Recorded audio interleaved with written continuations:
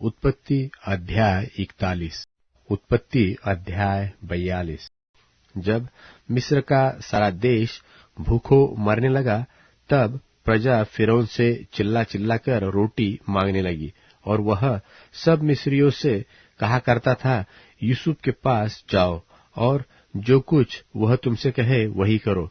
सो जब अकाल सारी पृथ्वी पर फैल गया और मिस्र देश में काल का भयंकर रूप हो गया, तब यूसुफ सब भंडारों को खोल खोल के मिस्रियों के हाथ अन्न बेचने लगा। सो सारी पृथ्वी के लोग मिस्र में अन्न मोल लेने के लिए यूसुफ के पास आने लगे, क्योंकि सारी पृथ्वी पर भयंकर अकाल था। सो जो लोग अन्न मोल लेने आए, उनके साथ इस्राएल के पुत्र भी आए, क्योंकि कनान देश में भी भारी अकाल था। यूसुफ तो मिस्र देश का अधिकारी था, और उस देश के सब लोगों के हाथ वही अन्न बेचता था। इसलिए जब यूसुफ के भाई आए, तब भूमि पर मुंह के बल गिर के उसको दंडवत किया। उनको देखकर यूसुफ ने पहचान तो लिया, परंतु उनके सामने भोला बन के कठोरता के साथ उनसे पूछा, तुम कहाँ से आते हो? उन्होंने कहा, हम तो कनान देश से अन्न मोल लेने के लिए आए हैं। तब उसने उनको 3 दिन तक बंदी गृह में रखा। तीसरे दिन यूसुफ ने उनसे कहा, एक काम करो, तब जीवित रहोगे, क्योंकि मैं परमेश्वर का भय मानता हूँ। यदि तुम सीधे पुरुष हो, तो तुम सब भाइयों में से एक जन इस बंदी गृह में बंधुआ रहे, और तुम अपने घरवालों की भूख बुझाने के लिए अन्न ले जाओ, और अपने छोटे भाई को मेरे पास ले आओ। इस प्रकार तुम्हारी बातें सच्ची ठहरेगी, और तुम मार डाले न जाओगे। तब उन्होंने वैसा ही किया।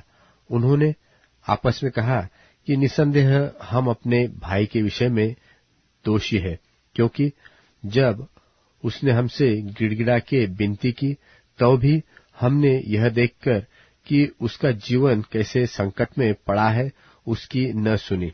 इस कारण हम भी अब इस संकट में पड़े हैं। रूबेन ने उससे कहा, क्या मैंने तुझसे न कहा था कि लड़के के अपराधी मत बनो? परंतु तुमने न सुना। देखो, अब उसके लहू का पलटा दिया जाता है।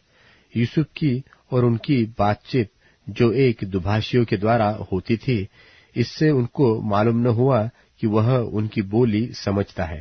तब वह उनके पास से हटकर रोने लगा।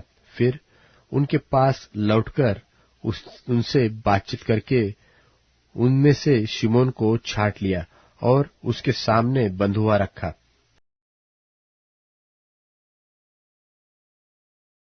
मत्ती रचित सुसमाचार 10वां अध्याय।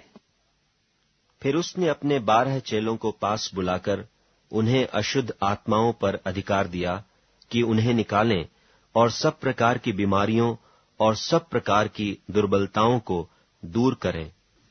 और 12 प्रेरितों के नाम ये हैं: पहला शमौन, जो पतरस कहलाता है, और उसका भाई अंद्रियास, जब्दी का पुत्र याकूब और उसका भाई यूहन्ना, फिलिप्पुस और बरतुल्मै थोमा, और महसूल लेने वाला मत्ती, हल्फई का पुत्र याकूब और तद्दै, शमौन कनानी और यहूदा इस्करियोती, जिसने उसे पकड़वा भी दिया।